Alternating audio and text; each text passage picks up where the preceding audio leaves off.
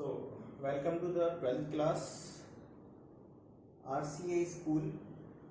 हमारा chapter number first चल रहा था विद्युत क्षेत्र, इलेक्ट्रिक फील्ड।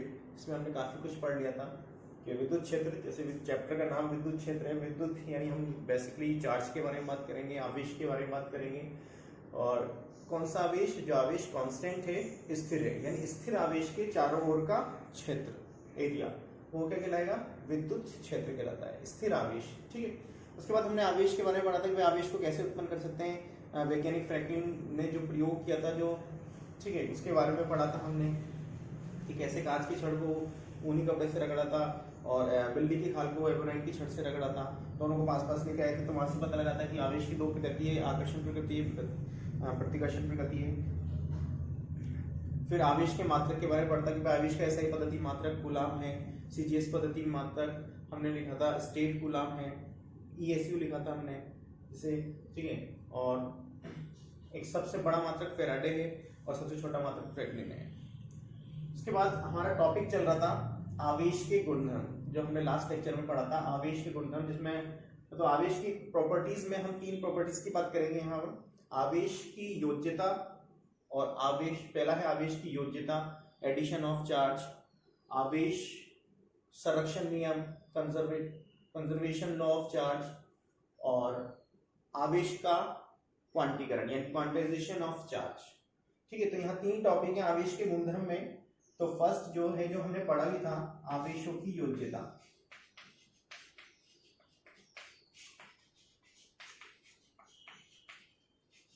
इसका मीनिंग क्या है कि योज्यता मतलब एडिशन, योग करना।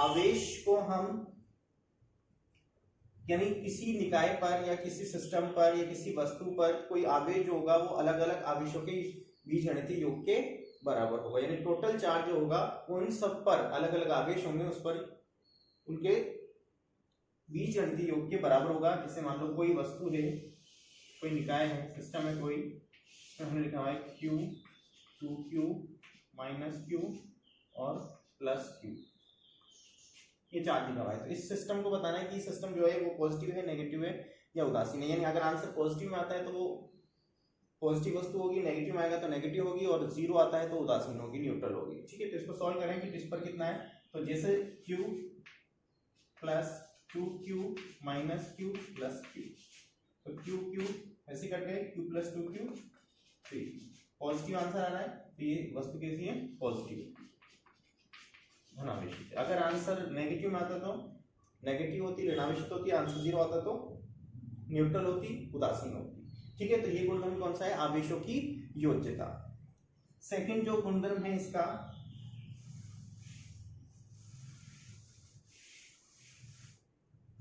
सेकंड आवेश संरक्षण नियम, कंजर्वेशन लॉ ऑफ चार्ज। आवेश संरक्षण का मतलब कि आवेश जो है वो ना तो नष्ट हो सकता है, ना तो खत्म हो सकता है, ना ही उत्पन्न किया जा सकता है, लेकिन एक वस्तु से दूसरी वस्तु में स्थानांतरित यानी ट्रांसफर किया जा सकता है। तो इसे बोलते हैं आवेश संरक्षण का नियम। ठीक है। यानी हम ये कह सकते हैं कि घटना से पूर्व, इंसिडेंट से पूर्व, पहले और इंसिडेंट के बाद, घटना के बाद, ये कोई भी क्रिया हो रही है तो क्रिया से पहले और क्रिया के बाद आवेश जो है वो संरक्षित रहता है। ठीक है। तो इसे बोलते हैं आवेश संरक्षण का नियम। तो ये भी इंपॉर्टेंट कंसेप्ट है इसका, संरक्षण का, क्योंकि हम बेसिकली काफी संरक्षण के बारे में, काफी कंजर्वेशन के बारे में पढ़ते हैं, एनर्जी कंजर्वेशन और हीट कंजर्वेशन। तो ऐसे ही है आवेश संरक्षण, आवेश चार्ज कंजर्वेशन। आवेश को ना तो हम नष्ट कर सकते हैं, ना ही उत्पन्न कर सकते हैं, केवल एक वस्तु से दूसरी वस्तु में स्थानांतरित कर सकते हैं। ये इसका स्टेटमेंट है। एक तीसरी प्रॉपर्टी जो है इसकी, जो कि वेरी वेरी इंपॉर्टेंट है, जहां से क्वेश्चन भी आता है, वो है आवेश का क्वांटीकरण।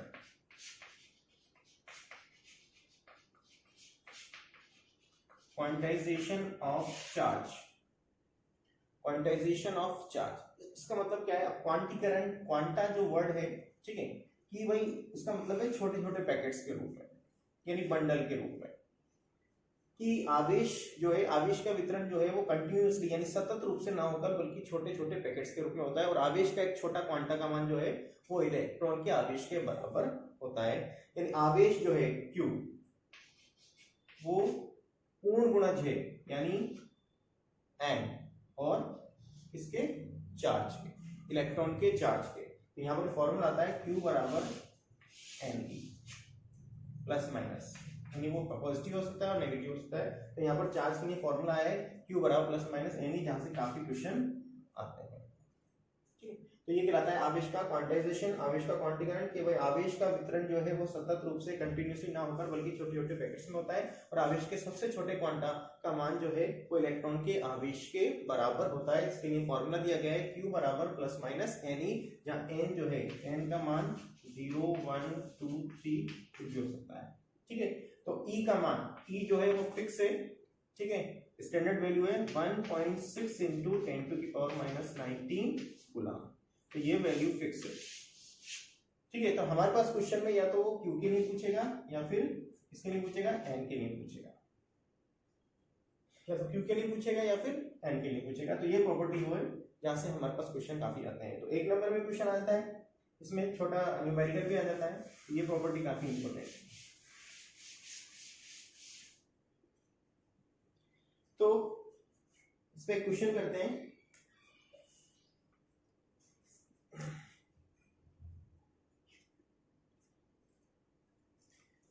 और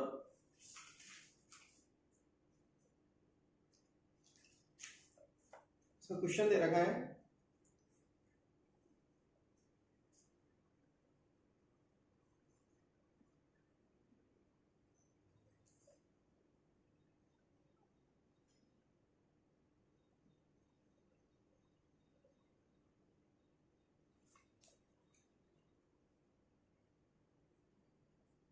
क्वेश्चन है ऊन से रगड़ने पर कोई पॉलीथीन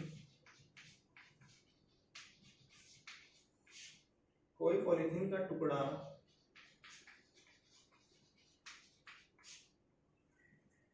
3 इंटू 10 टू की पावर माइनस 7 कूलम ऋणावेश से आवेशित पाया गया।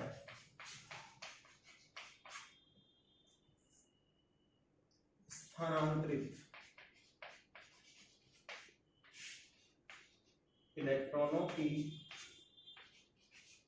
संख्या ज्ञात करो, ये क्वेश्चन है। इलेक्ट्रॉनों की संख्या, ठीक है, तो फिजिक्स में क्वेश्चन करने का एक ट्रिक है, एक तरीका है।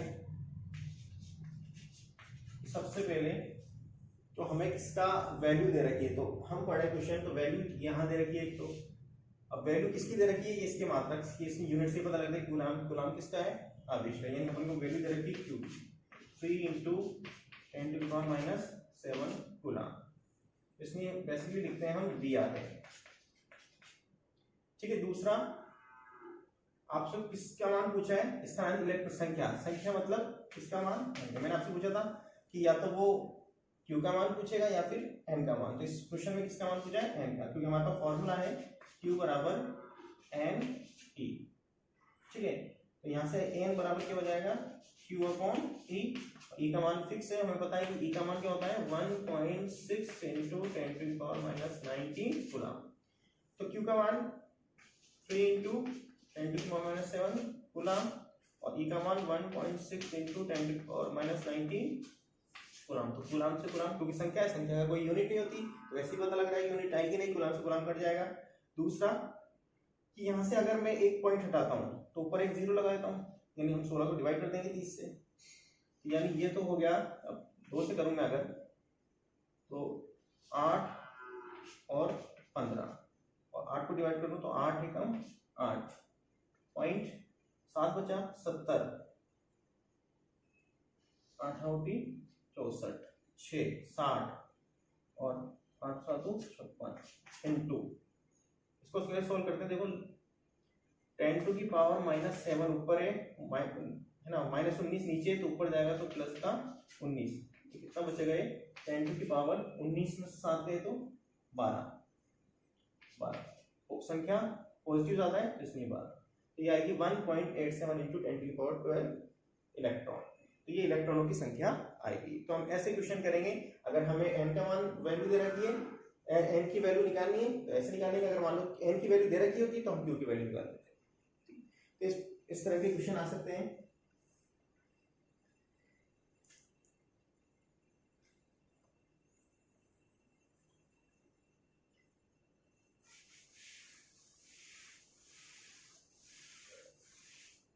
अब है एक इंपॉर्टेंट टॉपिक इस चैप्टर का, कूलाम का नियम। कूलाम का नियम, तो देखो सबसे पहले कूलाम, तो आपने बोला है हमें कूलाम के बारे में ये पता है कि कूलाम जो है वो आवेश का मात्रक भी है, ठीक है।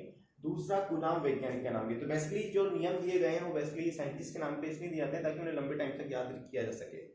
तो कूलाम का नियम, सबसे पहले इसकी लिमिटेशन क्या है, कूलाम का नियम तभी लागू होगा, तभी अप्लाई होगा जब आवेश कांस्टेंट हो, आवेश स्थिर हो, ठीक है। तो कूलाम का नियम जो है वो दो स्थिर आवेशों के मध्य लगने वाले बल के परिमाण को बताता है, उसके मैग्नीट्यूड को बताता है। तो ये बात ध्यान रहे कि कूलाम का नियम तभी अप्लाई होगा, तभी लागू होगा जब आवेश स्थिर हो, ठीक है। क्या हो, आवेश स्थिर हो, यानी दो स्थिर आवेशों के मध्य, क्योंकि दो आवेश हैं तो एक दूसरे पर क्या लगाएंगे, फोर्स लगाएंगे, बल लगाएंगे, तो उनके हम मान निकालने के लिए कूलाम ने एक नियम दिया है जिसे हम कूलाम का नियम कहते हैं। तो इसका जो स्टेटमेंट है, इसका स्टेटमेंट, ठीक है, तो स्टेटमेंट हम याद करें उससे बेहतर होता है, क्योंकि फिजिक्स में ट्रिक्स यही है कि अगर हम उसका फॉर्मूला याद कर रहे हैं तो उसका स्टेटमेंट हम आसानी से बना सकते हैं।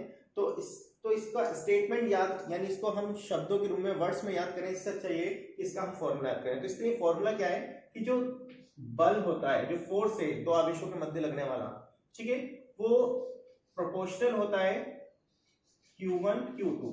तो हमने कहा है कि दो आवेश होंगे अपॉन r², तो इसी से हम स्टेटमेंट बनाएंगे, ठीक है।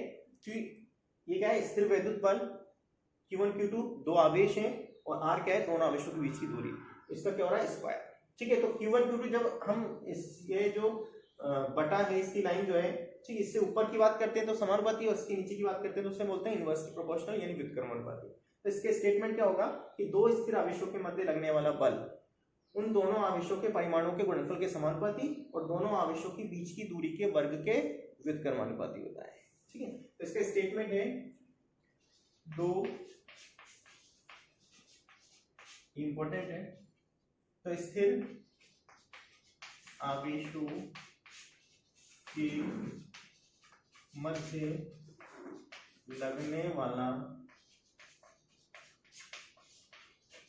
स्थिर वैद्युत बल दोनों आवेशों के परिमाणों के गुणनफल के समानुपाती तथा उनके मध्य दूरी है, तो क्या हो रहा है, दूरी के वर्ग के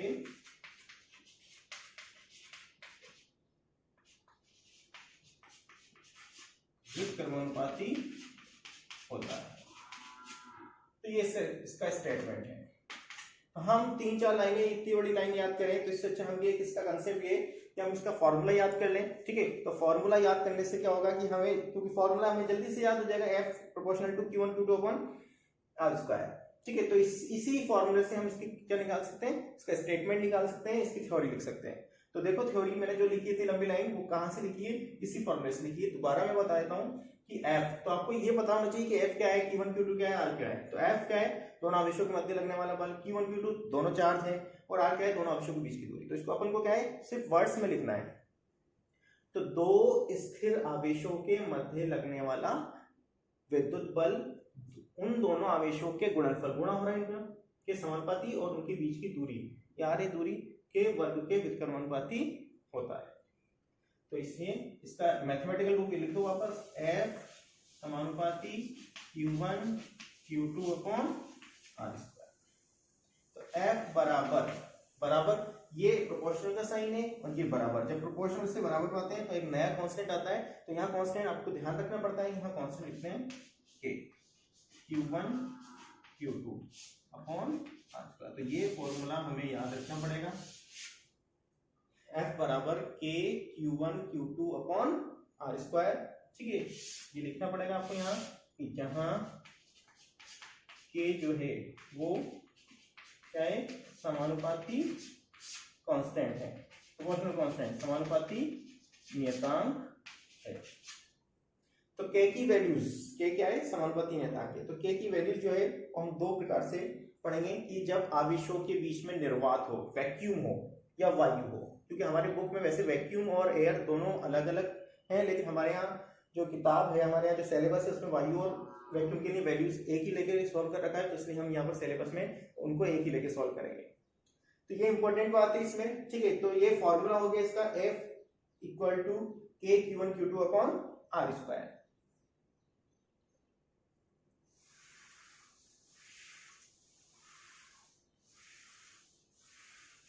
ठीक है, तो इसमें स्थिति दोनों आवेश का निर्वात यानी वैक्यूम या वायु में स्थित हो, तब क्या होता है, जो K है, K को हम फॉर्मूले में डिवाइड करते हैं 1/4 पाई एप्सिलॉन नॉट। ये फार्मूला हो जाएगा K का 1/, कैसे पढ़ते हैं इसे, कि 1/4 पाई एप्सिलॉन नॉट।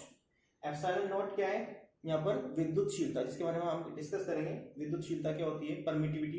ठीक है, विद्युतशीलता का वैसे मतलब बता दूं कि विद्युत क्षेत्र में से गुजरने वाली विद्युत बल रेखाओं की संख्या, कि कितनी विद्युत बल रेखाएं वहां से गुजर रही है, पास हो रही है, वो कहलाता है विद्युतशीलता।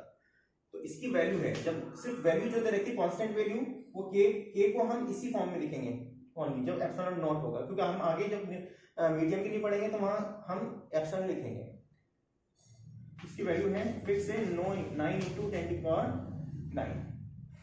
ठीक है, अब newton metre square upon coulomb square. ये वैल्यू, ये मात्रक कैसे लिखते हैं, मात्रक हम ऐसे लिखते हैं, यहां से फॉर्मूला है, मुझे K का मात्रक लिखना था। ठीक है, K का मात्रक लिखना था, तो मैं क्या करूंगा, K को फॉर्मूला बनाऊंगा तो F का गुना R से हो जाएगा। F मतलब न्यूटन इनटू R मतलब मीटर, R का स्क्वायर मतलब मीटर का स्क्वायर, अपॉन Q1 Q2 यानी Q1 भी कूलम Q2 भी कूलम, तो कूलम का स्क्वायर, तो अपॉन में क्या जाएगा, कूलम का स्क्वायर। तो यहाँ से हम यूनिट निकाल सकते हैं। ठीक है, इनको याद करना नहीं पड़ता, इनको अगर आप फॉर्मूले से अगर आप यूनिट निकाल सकते हैं तो आपको यूनिट निकालनी चाहिए। ये वैल्यूज हो गई, क्योंकि ये वैल्यू जो है वो हमारे न्यूमेरिकल्स में काम आती है, तो आपको ये याद रखना पड़ेगा कि को हम 1/4 पाई एप्सिलॉन नॉट लिखते हैं और 9 × 10⁹ इसकी वैल्यू से। तो फॉर्मूला क्या हो जाएगा, जब निर्वात होंगे तो F बराबर K की यहाँ पे लिख सकता हूँ 1/4 पाई एप्सिलॉन नॉट और Q1 Q2 upon R square. ये फॉर्मूला हो गया इसका। ठीक है,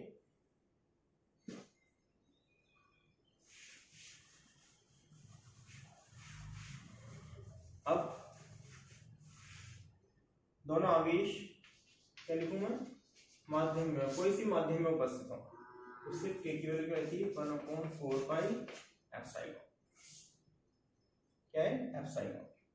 तो फॉर्मूला क्या हो जाएगा, F बराबर 1/4 pi epsilon Q1 Q2 upon.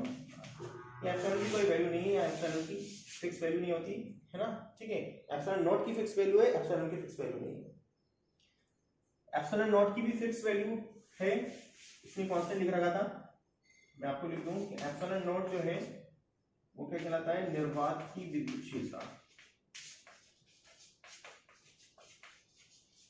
निर्वात की विद्युतशीलता, इसकी वैल्यू है 8.85 × 10⁻⁻12।